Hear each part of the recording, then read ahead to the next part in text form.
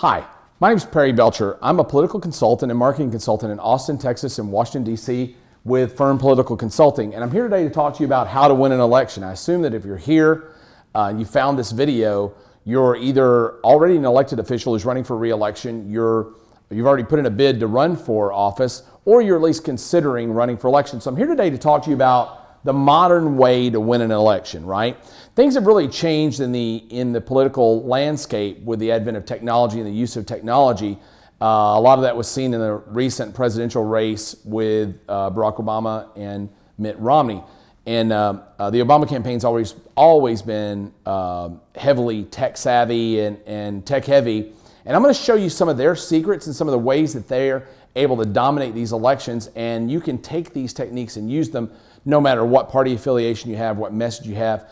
There are certain principles in running a campaign, running a successful campaign for any office, local, state, or national, that apply. Even if you're running for a school election, all these things apply for you. So I'll start here with the very beginning, the market, right? Market selection. This is a huge percentage this is a huge reason, I knocked out a little bit, this is a huge reason the Obama campaign was so successful. Most people don't know right now, when you're running for office, waste is your number one enemy, right? Getting your message out or spending money or spending energy to talk to people who either aren't going to vote for you or can't vote for you is a real waste of time. So being sure that you take the data that you're working with, the market that you plan to attack, the market you plan to work with, and finding out as much about them as is humanly possible in the beginning is incredibly important, paramountly important to your campaign.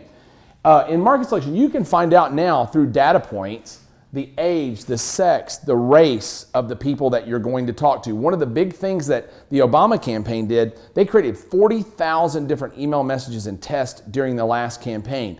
They were talking to everyone differently. They were talking to women differently. They were talking to men differently. They were talking to poor women differently than they were talking to rich women, poor men differently than they were talking to rich men, older men, younger men, right?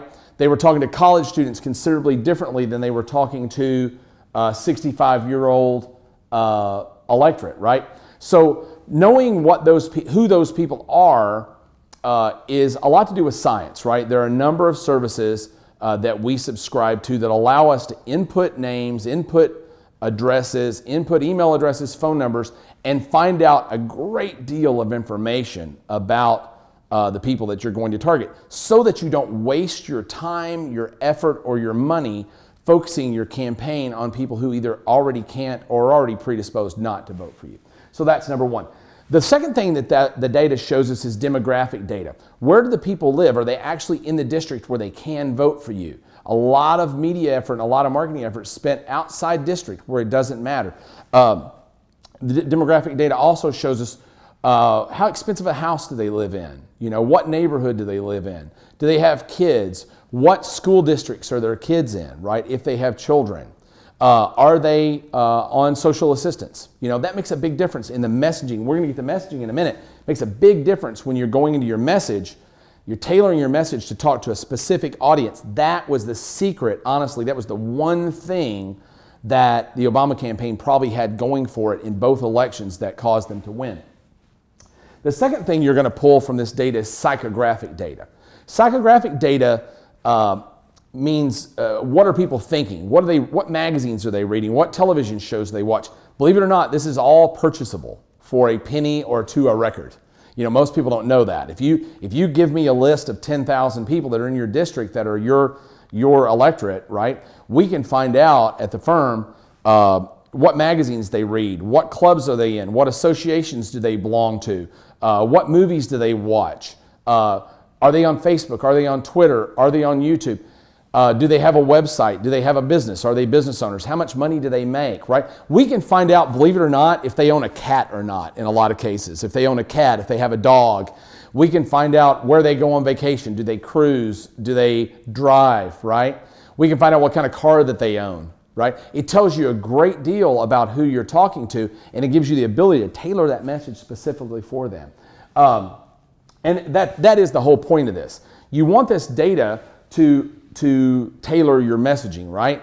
And to know the real intent of the voter. right? Because there are really only two kinds of voters that you want to get to. You want to get to your supporters because you want them to turn out on election day. That's a big portion. Turnout of the people who are already going to vote for you, make sure they show up, is a giant piece to winning election. But secondly, getting to those coveted undecided voters who haven't decided yet who they're going to vote for. Those are the ones that can be swayed. They can be malleable. If you're, if you are a strong abortion supporter, right, and you're an environmentalist and you're running for the Congress in Dallas, Texas, right, and you're in Prestonwood zip code where everybody makes $300,000 to $500,000 a year and is 75% Republican, you're going to have a difficult time, right? You're going to have a difficult time. And if you're just targeting that 10,000 person block in that one neighborhood and sending out your marketing messages there, the vast majority of the money that you're spending, the effort you're expending, and the effort that you're putting there is being wasted, right? So we want to get to those people who haven't quite made up their mind yet, and we can take this data and create a profile of the voter, right? We can create a profile of voter that then you can target. And we may have multiple profiles that we work with. So that's that. So that now we've got to isolate who we're going to talk to. So who is really important.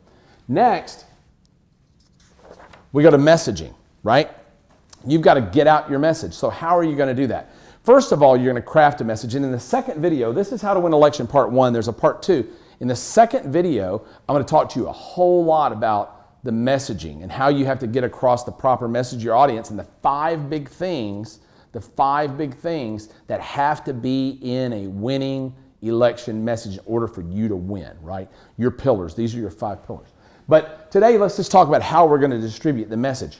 You're doing all of this in order to create a message that's applicable to your audience, that they're going to like, they're going to respond to, they're going to resonate to, and hopefully get involved, give you money, be a volunteer, etc. So how are you going to do that? Well, number one, the biggest way now, the easiest way to connect with your audience is through a website, right?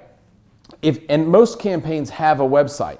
The truth is, saying you have a website is like saying you have a brochure. Your brochure, you might have one, but it really might suck, right? If your website's not built to convert readers into interested parties, then your site is really not going to work for you. And there are proven elements to convert political websites from people being readers into being supporters, right? There are proven elements of that. And if you look through the Obama campaign, they changed the Obama campaign website over 8,000 times during the last election, right? Those were all tests. They were testing elements. They were moving a button here or a button there. We've got all that data. We know what works. We know what doesn't, so you don't have to waste a lot of time with that. Next, you're going to look at things like Facebook, Twitter, YouTube, like you're watching right now, right? Your ability to get your message across on video is one of the cheapest ways to create engagement with your audience or with your voters, right? So we would develop a Facebook strategy for you. Everybody's on Facebook now, almost everybody, even senior citizens. In fact, senior citizens are the largest, fastest growing block of Facebook users right now. So if you're in your market and say, well, my people are over 50 or 60 years old and my constituents, they're not going to be on Facebook. Bull, they are. They're there. My mom's 80 years old. She's 79 years old. Sorry, Mom. She's on Facebook every single day. She wakes up and spends an hour on Facebook every morning to connect with the kids and the grandkids. They're there. And if you're not, guess who is? Your opponent is. So you better have a strategy for that. And again, just having a Facebook page is not good enough. You've got to have a Facebook page that engages your voters, that gets them to sign up to your email list so they can get more information, begin to follow you, give you money, volunteer, and eventually be an evangelist for you. And we'll get to that in video number 3. We're going to talk about the 5 steps of running a campaign. And those are the 5 steps. Taking someone from a lead into a micro supporter, to a full supporter, to a volunteer, and then eventually to an evangelist, right, for your campaign. And if you can master those things, if you can really build a strategy that can do that, your opponent won't know what hit them, because the vast majority of candidates, they haven't gotten this far yet. They don't get here. They don't get this. They have no plan to work with. And that's the reason they end up being roadkill, right, at the end of election night. Okay. Direct mail. Direct mail is a fantastic tool. It is quite expensive to send people direct mail. So you only want to send direct mail pieces to the people who you know are absolutely who you want to talk to. Again, you're going to hear me beat this in your brain if you work with us or if you just watch these videos. Waste is your enemy, right? Every time you spend $1 to send a bleeding heart liberal, as you guys would call them if you're Republican candidates, every time you send a tree-hugging liberal your Tea Party message, you've just wasted $1.25. It's not going to help you, right? Every time you send a Tea Party guy a letter about how your platform is all about environmental issues and public benefit, you're wasting $1.25, right? So we got to get you really drilled down here to make sure you're talking to the right person, but then we definitely want to incorporate direct mail. Next is outdoor. This is where most local candidates go first. Hey, I know how to run for office. I'll just go put up a bunch of signs. The guy that puts up the most signs wins, right? Sometimes that's actually kind of true. But you know what most people never think about is where do you put the signs?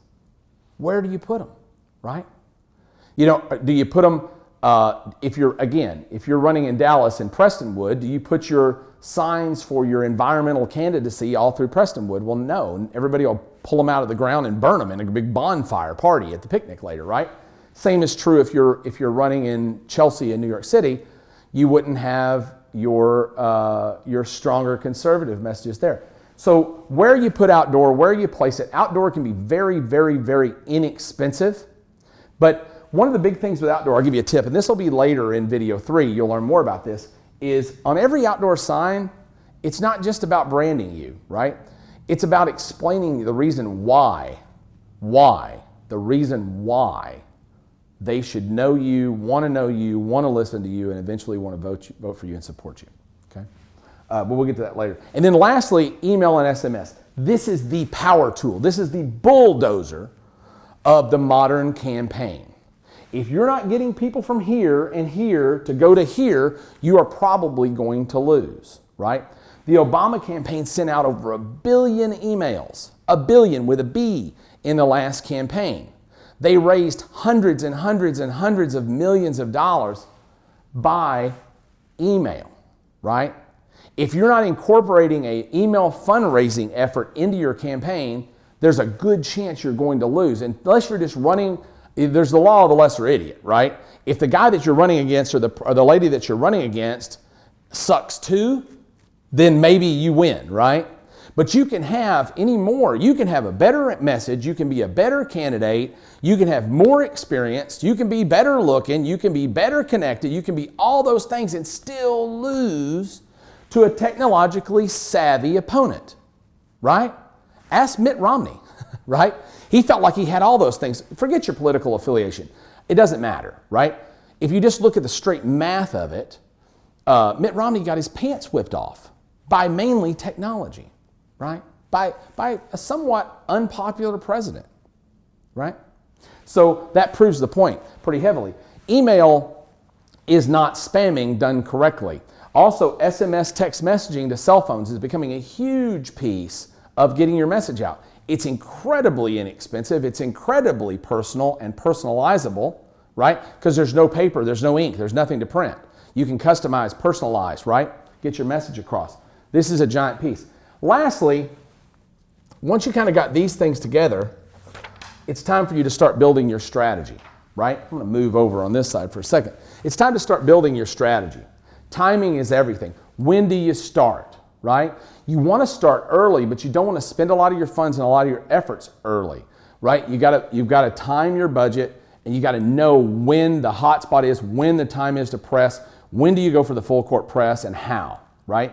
A lot of it's developing the strategy in the beginning. Timing, fundraising. How are you going to pay for this? It costs money to run for office. If you're running for the dog catcher or Tupelo, you got to raise some money, right? And figuring out how you're going to raise the money, if you're going to pay for it yourself, which some candidates do, and a lot of candidates do to start, or if you're going to raise money, what's your fundraising plan? Do you have one, right?